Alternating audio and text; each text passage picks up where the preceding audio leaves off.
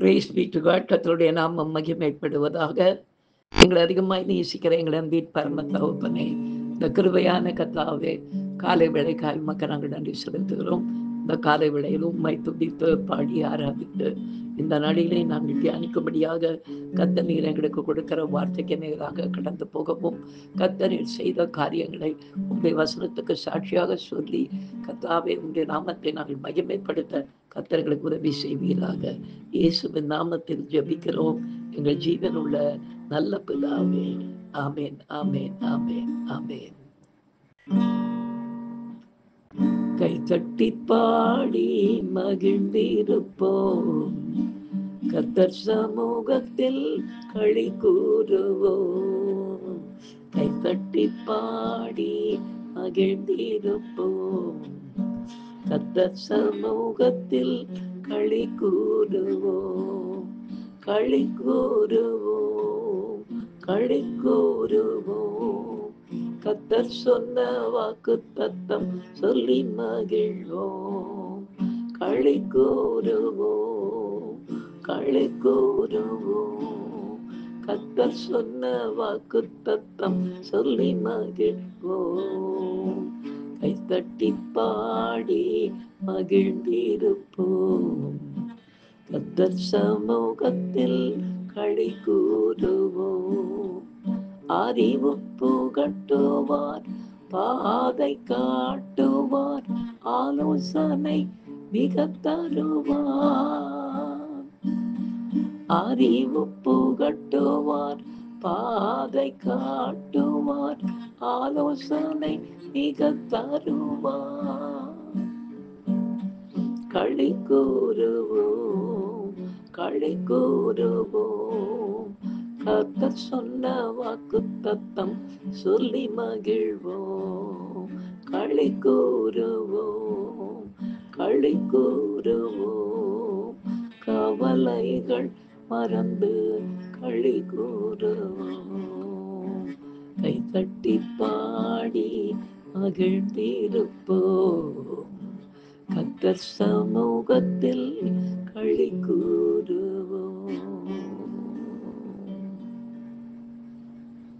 எனக்கு அருமையானவர்களே, இந்த நாளிலே நாம் தியானிக்கும்படியாக கர்த்தர் கொடுக்கிற வார்த்தைக்கு நேராக நாம் கடந்து போவோம். பிரியமானவர்களே, எடுத்து வாசிக்கலாம். 1 சாமுவேலின் புத்தகம் 15ஆம் அதிகாரம் 22ஆம் வசனத்தை வாசிக்க கேட்போம். அதற்கு சாமுவேல், கர்த்தருடைய சத்தத்திற்கு கீழ்ப்படுகிறதை பார்க்கிறோம். சர்வாங்க தகனங்களும் பலிகளும் கர்த்தருக்கு பிரியமாயிருக்குமோ?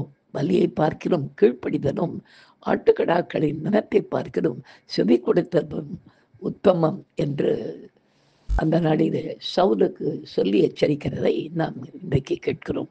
பிரியமானவர்களே, தாழ்ந்த நிலையில் இருக்கிற நம்மை கர்த்தர் உயர்த்தி வைக்கிற ஒரு தேவனாயிருக்கிறார். அப்படி நம்மை உயர்த்தி வைக்கும்போது அவர் தொடர்ந்து நம் மீது கண்ணை வைத்து நாம் நடக்க வேண்டிய வழியை போதித்து நடத்துவார். ஏனென்றால் நமக்கு தகுதியில்லாத ஒரு உயர்வை நாம் தேவ கிருபையால் பெறும் பொழுது சத்துருவானவன் வீண் பெருமையையும் மகம்பாவத்தையும் நமக்குள் விதைத்து அவனை போல நம்மையும் கர்த்தருக்கு கீழ்ப்படியாமல் நடக்க தூண்டுவான். கர்த்தர் நம்மிடத்தில் அந்த படித்த நேரங்களிலே பலியை அல்ல, கீழ்ப்படிதலை தான் எதிர்பார்க்கிறார். பழைய ஏற்பாட்டில் சவுலை கர்த்தர் ராஜா வைக்கிற போது வீண் பெருமையால் கர்த்தருக்கு விரோதமாக அவன் செயல்பட ஆரம்பித்து ஆண்டவரை அன்பை மட்டும் அந்த அவனுக்கு தேவன் தந்த ராஜ பதவியும் இழந்தான். இப்படிப்பட்ட காரியங்களில் நாமும் சிக்கிவிடாதபடி தான் இன்றைக்கும் கர்த்தர் நமக்கு ஆலோசனை தந்து வழிநடத்த விரும்புகிறார். இப்படியாய் இந்த வசனத்தை உறுதிப்படுத்தும்படியாக நடந்த ஒரு எச்சரிக்கையான சம்பவத்தை இந்த நாளிலே நாம் சாட்சியாக கேட்போமா? இந்த சாட்சியின் மூலமாய் கர்த்தருடைய நாமம் மாத்திரம் மகிமைப்படுவதாக. சில வருடங்களுக்கு முன்பாக எங்கள் சபைக்கு ஒரு ஆட்டோ ஓட்டுகிற ஒரு சகோதரர் வந்து சேர்ந்தார்.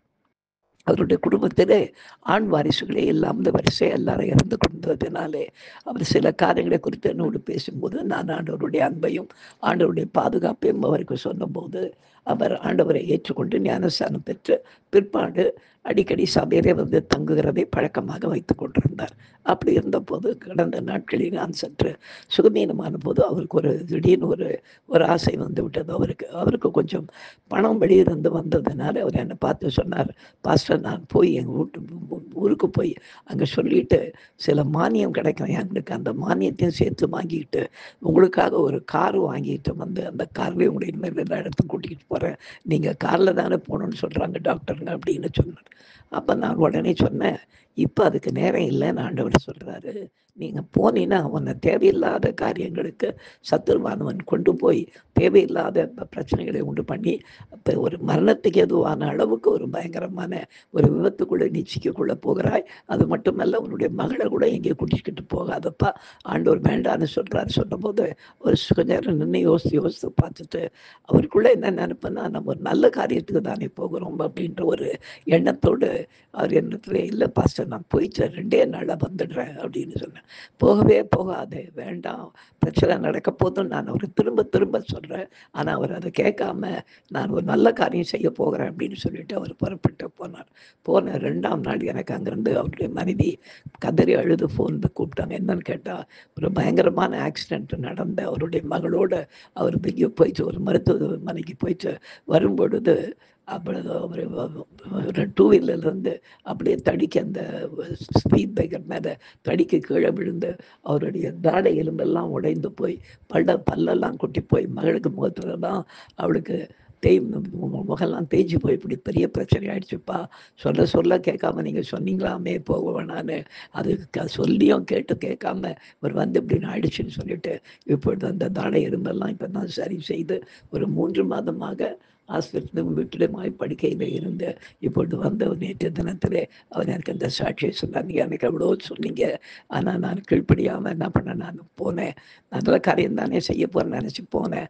ஆனால் அங்கே போனால் தேவையில்லாத சில காரியத்தை நான் இழுத்து விட்டுட்டாங்க.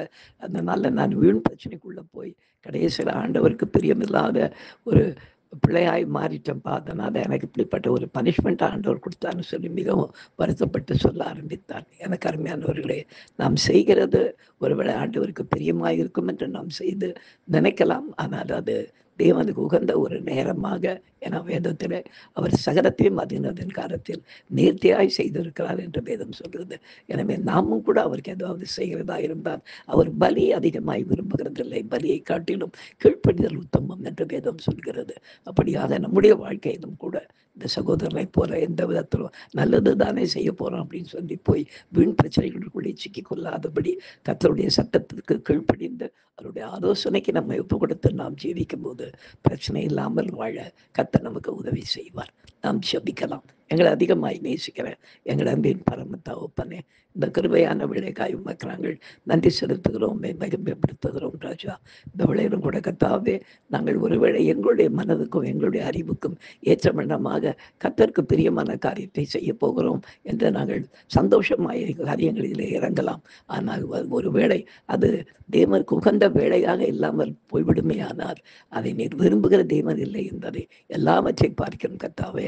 அப்பா, ஆட்டுக்கடற்களின் கொழுப்பொழுவை பார்க்கிறோம் கீழ்ப்படிதல் உத்தமம் என்று வேதம் சொல்கிறது. பலியை காட்டிலும் கீழ்ப்படிதல் உத்தமம் என்று சொல்கிறீரே, அப்படியா நாங்கள் எப்பொழுதும் உமக்கு கீழ்ப்படிந்து உம்முடைய சொல்லின் கர்த்தாவே காரியங்களின்படி நடக்க கர்த்தர் உதவி செய்யும்படியாக ஜெபிக்கிறோம். தொடர்ந்து எங்களை நடத்தும் பெரிய காரியங்களை செய்யுங்க.